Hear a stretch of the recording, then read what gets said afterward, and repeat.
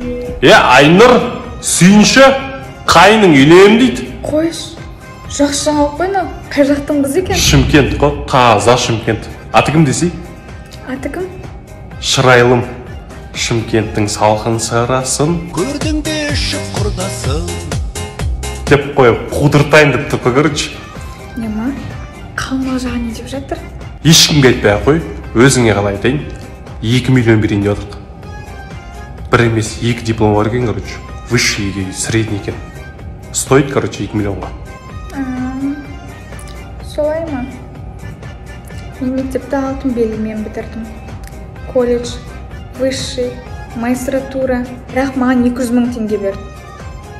Сонда қалай болғаным бұл? Енді түрге де байланысты ғой, Айнұр. Ей құрдасын, түсінбеушілік болмасын, туласын жүрек, туласын неше